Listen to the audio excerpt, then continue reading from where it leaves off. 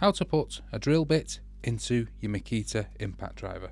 Now I'll use a drill bit holder like this. All we want to do is see this column here around the end, is pinch it and then pull it away from the impact driver.